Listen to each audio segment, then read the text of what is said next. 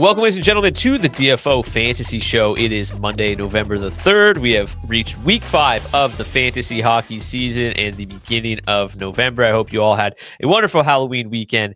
Let's dive right in to fantasy hockey week 5. Let's start with the news and notes. Pretty short episode here in terms of news and notes. We'll start with the Vancouver Canucks, where Quinn Hughes returned to practice on Sunday, which is obviously great news for this team who have just been ravaged by injuries, putting him on track to potentially return to the Canucks lineup tonight against the Predators in Nashville. So that would obviously be massive for not just Quinn Hughes owners, but Canucks owners in general, whether it be, your Elias Pettersson or some of the streamers we'll get to later in the show. Obviously, Quinn Hughes elevates that lineup as a whole. Next, we've got the Carolina Hurricanes. They recalled Pyotr Kochetkov on Sunday. He was sent down for a conditioning stint. He played one game. He stopped 22 of 23 shots in a win, so he was absolutely spectacular in his conditioning stint. So expect him to make his season debut early this week. It could come as early as their next game. Next is Noah Hannafin, who was a full participant in Sunday's practice, which is a sign that he could also be ready to play for the first time since the Vegas Golden Knights season opener. Next, just some positive news here. It seems like Chris Tanev is doing well. We'll start with Zach Benson, actually. Zach Benson was placed on IR on Saturday, but he's only expected to miss about a week. And then we've got Chris Tanev, who was hurt on Sunday. Hurt on Saturday, stretchered off the ice following a collision with Matvei Michkov. He was placed on IR on Sunday, but he is said to be doing well. So that is going to do it for the news and notes for November 3rd. Now let's get to Brock's lock of the day. Brock Faber hit for us the other day, 2+ shots on goal last Thursday, bringing Brock's lock to 6-3 on the season with an ROI of 23.1%. We've been doing quite well and hoping to stay hot tonight.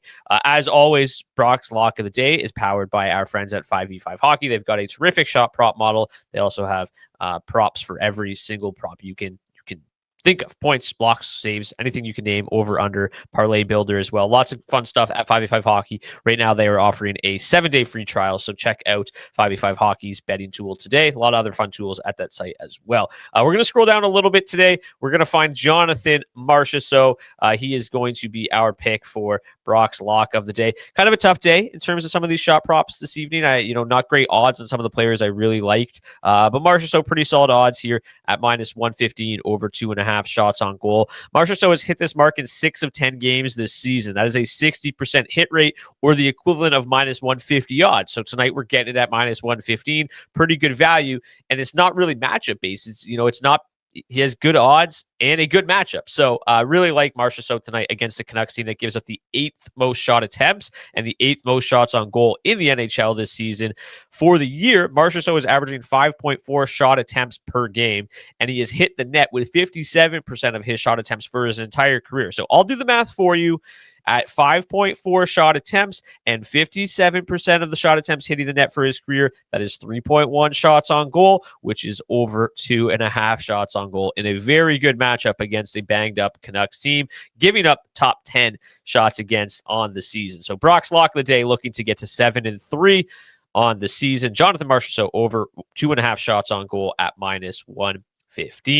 Now let's get to the strength of schedule and this week's streaming targets. So if you have just found this show, I also released these in an article form on dailyfaceoff.com. It's posted every single Monday morning. It is already up. I do, however, have to go back and make some tweaks, though. We've already got some news here early this morning that changes things a little bit. But as you can see here, the strength of schedule is on screen. We've got the Chicago Blackhawks with 4 light nights, the maximum number of light nights possible in a week. The Chicago Blackhawks make for great streaming targets this week, all 4 games on light nights.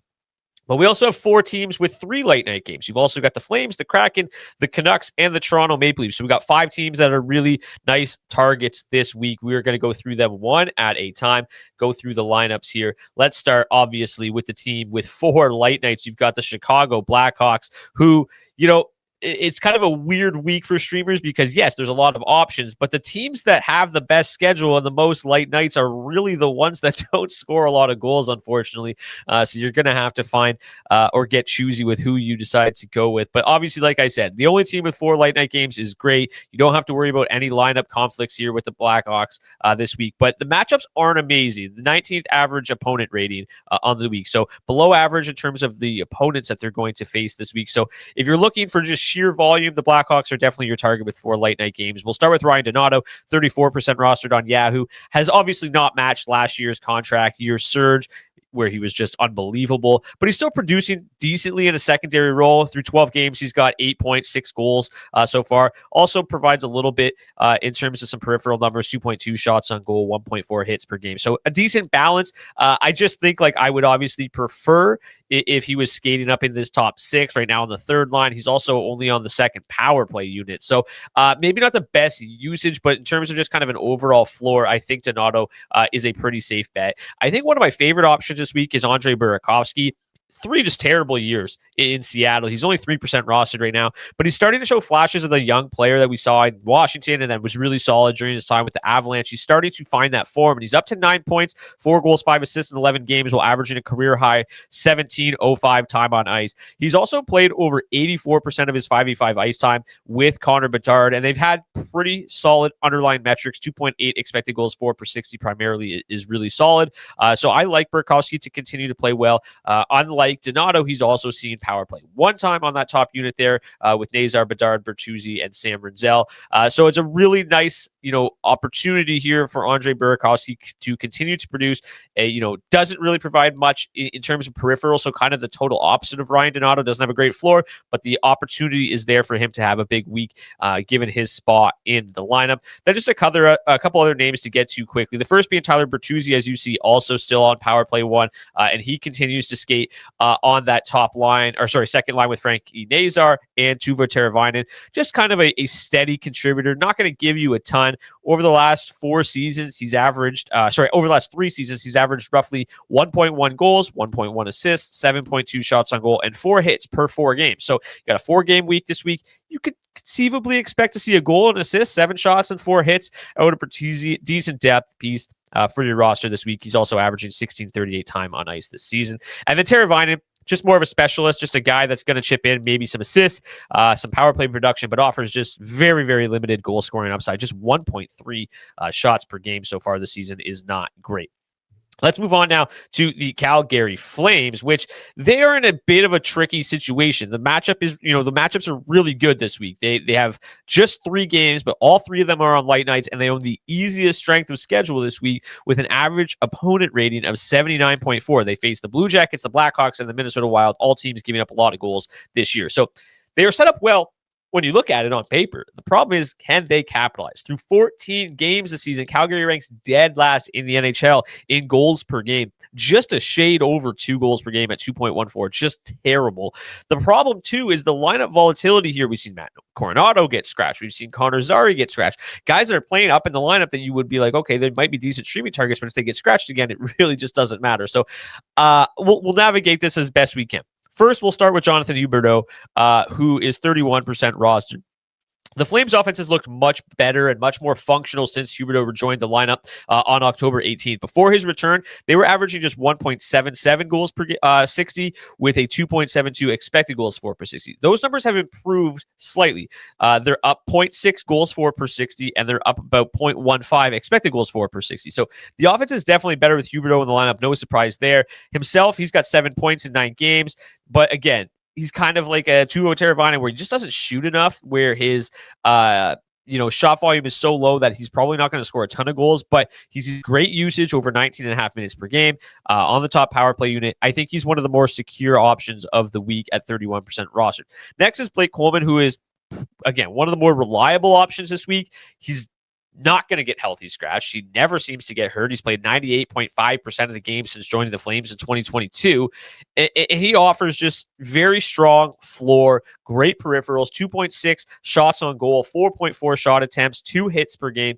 So definitely more of a banger league target. But again, that's where he's going to be rostered in the majority of the time right now anyways. But still, if you look at a 3-game week over what he's done, he's translates roughly to a 1 goal, 1 assist, 8 shots, and 6 hits across 3 games. Really, really solid category coverage, especially in banger leagues, but in standard formats, he's okay as well.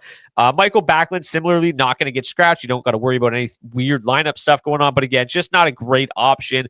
2 goals, 4 assists in 14 games so far. It's right in line with his typical production that we've seen over the year, but without any meaningful power play time, his ceiling is definitely limited. So, safer play, but not a great upside play. Where you're going to get upside is probably somebody from Matt Coronato. So again, finished the year really, really strong last year, was on pace for 32 goals and 25 assists in his final 33 games. Really, really good stuff. That's the good news. The bad news is he was scratched, but he has been in the lineup for 4 straight games, and his time on ice has started to climb back up. So maybe starting to get back in the good graces of the coaching staff. Hopefully the healthy scratches are behind him. He ranks second on the team in shot attempts behind Kadri, and recently, as most recently as Sunday, skated on the top, second line and top power play unit. So if that deployment sticks, I think Coronado could easily be one of the most valuable Calgary Flames this week, but we shall see. Again, got to stay in the lineup, but hopefully better things ahead, better days ahead for Matt Coronado. Next is Morgan Frost at 6% rostered right now. He shifted. He was on the top line with Kadri and Huberdeau. They shuffled the lines because, again, they just can't score. He was shifted back to center on Sunday, but he did log a season-high 4 shots on goal with 17-13 time on ice. He's got 5 points in his last 7 games, just 1 goal, though. But yeah, seems to be earning the trust. Well, some of the players on this team are losing trust of the coaching staff. He seems to be earning the trust consistently in the top 6. He's also been on the top power play unit as well. So, yeah, I think that Frost is positioned pretty nicely this week to have another solid week. And he seems to be one of the safer options to remain in the lineup in Calgary. And they seem to be putting it together. Big win against the the Flyers, on Sunday. So hopefully the lineup will remain the same as we move along this week. Let's keep going now. We will talk about the Seattle Kraken as it kind of continues. It's like just teams that cannot score have the greatest matchups this week. Like Calgary, Seattle has a very nice schedule this week, the second easiest average opponent rating of the week. But their offense remains just not very good. They are averaging just 2.73 goals per game, which is the 9th lowest rank in the NHL. But they've got some decent options. Some better than others. Jaden Schwartz has quietly had a really nice start. He's picked up points in 8 of 11 games so far for 10 points in 11 games, 4 goals, 6 assists. The problem is the puck luck has just been unbelievable for Jaden Schwartz. Himself, he's shooting 19%. His on-ice shooting percentage is 17.6%. Both are not sustainable whatsoever. But realistically, we're looking for a streaming option. He's hot. We just need him to stay hot for 1 more week, so I don't mind him. Very clearly defined role, good usage, pretty solid floor, good upside. I don't mind Jaden Schwartz. Next is Jordan Eberle, whose profile is somewhat similar to Schwartz. His production looks a little bit more sustainable, though. He's registered 8 points, 4 goals, 4 assists in 11 games, but his metrics are a little bit more manageable. 16% shooting percentage, 13.6 on-ice shooting percentage. His shot volume and deployment are both slightly stronger than Jaden Schwartz as well, making him probably the better of the 2 options. So I like Jordan Eberle, just 8% rostered. Then you get into some of the murky guys, like Matt Beniers is just steady but unspectacular. He's logging massive minutes, top line, top power play unit, but it just never really shows us enough. He's got just 1 goal to show for it so far this year. The shot volume's terrible. He's an assist-heavy streamer, and like he's just, I think, we're probably past the point of expecting a real breakout here from Matty Beniers. He just looks like a 20-goal, 30-assist guy that will be okay for a streaming target like this, but nothing more than that. And then you got Chandler Stevenson, who the usage, I mean, when you look at it, is enticing, right? He's playing over 20 minutes a game. He's on the second line. He's on the top power play unit. Like, you look at that and be like, man, this guy could make some sense, right? Problem is, he has 18 shots in 11 games. His floor is almost non-existent. He doesn't hit. He's managed 7 points, though, thus far. 3 goals, 4 assists. So there are upsides if things go his way. It's just the chances seem relatively slim. Next, we've got the Vancouver Canucks as we bring up their line combinations here. Again, this team has been just ravaged by injuries, but it does look like they're going to get Quinn Hughes back tonight, which will help a lot. But again, the theme of the week 5 streamers continues. The team with the best schedules just cannot score. Vancouver ranks 9th in average opponent rating this week, but they have just the 28th most goals per game in the NHL this year at 2.54. So not a team that's scoring a lot of goals. We'll start with Kiefer Sherwood. He's up over 50% rostered, 53%, but he's widely rostered or almost unanimously rostered in banger formats, I would imagine. So in standard formats, like I'm in a competitive standard 12-team league, he's available. So he will be available in some of those more standard formats. He has been great thus far. He's tied for 4th in the NHL with 9 goals, but he is shooting 36%. So obviously that is not going to continue. But with these injuries, he's been leaned on extremely heavily recently. 21 minutes per game over his last 3 games. So if that workload continues, I think he'll earn enough opportunities to continue to find the back of the net with some regularity, even if that shooting percentage just absolutely craters. Some of the more widely available players on the roster, Brock Besser remains one of the more reliable goal scorers on the wire. 4 goals in 11 games, which has him tracking towards another 30-plus goal season. And as he continues just to perform here in this top 6 in the top power play unit, he's just a safe option for me. I don't think he's got tremendous upside, but he's somebody that can chip in a goal or two for you with his finishing ability. So also another guy, like many of these Canucks, I've seen a little bit of added ice time given the injuries. Next is Jake DeBrusk. Very similar. He has been generating a ton of quality chances, a lot of high danger looks, a lot of scoring chances for him, averaging 2.8 shots on goal, 4.4 shot attempts. So the volume, the quality, it's there. He is just not capitalizing. He's shooting more than ever, but he's shooting just 5.6%. So the process definitely strong for DeBrusk. The puck luck just has not been. I think he's a great buy low candidate right now off the waiver wire. Good stream. It's going to start breaking his way eventually. I like where his game is tracking. And similar for Evander Kane at 27% rostered. Like DeBrusk, the volume has been great. Just absolutely no results. He is firing 2.4 shots on goal and 5.5 shot attempts per game, but is yet to score a goal. He has, I tweeted it out from DFO Fantasy today, the most shots on goal in the entire NHL without scoring a goal so far this season. That's unlikely to last much longer. And then obviously, if he's somehow still available for you in banger formats, he adds 2.2 hits per game as well. So really solid multi-category floor here for Evander Kane. I think those are your best bets from the Vancouver Canucks this week. So what I mentioned off the top that has changed this week was I was writing about Nick Robertson maybe not being a great streaming candidate because if William Nylander comes back into the lineup, he's probably going to be the one that gets healthy scratched. That is not looking like it's going to be the case tonight. The website still has not updated as of time of recording, but this morning, Nyes, Matthews, Robertson remains the top line. The second line is Cowan, Tavares, Nylander. So that really makes Robertson one of, if not the best streaming target of the week. He has multi-point efforts in back-to-back games. He's looked really solid on that top line with Matthews and Nyes, which is why he is going to stick there, it looks like. So Robertson at just 1% owned now becomes one of my favorite targets of the week, given that he is going to, or at least expected to, remain on that top line for one game at the very least. And then again, Easton Cowan's another name as a guy that's going to stick inside that top 6 tonight by the looks of things, skating on that second line with John Tavares. And he's made an immediate impact in that top 6. He's got a goal, had a goal and 4 shot attempts, 4 shots on goal in Saturday's win over the Philadelphia Flyers. And over his last 2 games, he has fired 15 shot attempts and hit the net 7 times. So that volume is insane. And if he can continue to stick in this top 6 and continue to fire with that volume, he is a really nice option this week in addition to Nick Robertson.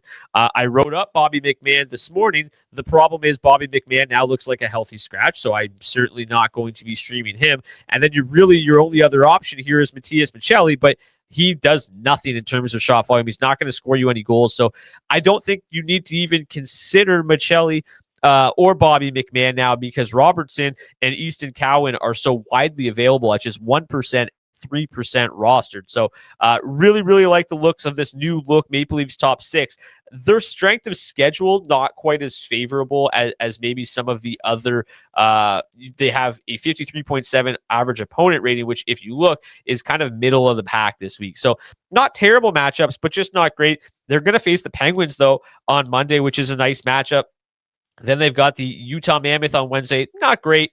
And then you've got the Boston Bruins Saturday and Carolina Hurricanes on Sunday. So some decent matchups, some not so great matchups, but yeah, the way the new lines here are shaking out for the Toronto Maple Leafs make them a much more interesting target, to say the least. So give me some Nick Robertson and Easton Cowan this week, because unlike the Flames, the Kraken, the Canucks, the Blackhawks, even a little bit, the Maple Leafs can actually score goals. So even with slightly worse schedules, you got to try to balance, like, okay, even in good matchups, are the Flames, are the Kraken, are the Canucks going to score, or are the Maple Leafs going to score more in more difficult matchups? And it's tough to answer that question. They're both, I think it's probably going to balance each other out. But man, Nick Robertson, Easton Cowan in that top six, certainly interesting for the Toronto Maple Leafs. But that is going to do it for the Week 5 strength of schedule and the streaming targets. It's also going to do it for this edition of the DFO Fantasy Show. So please be sure, if you're watching on YouTube, to smash that like button, hit the subscribe button as well, so you never miss an episode.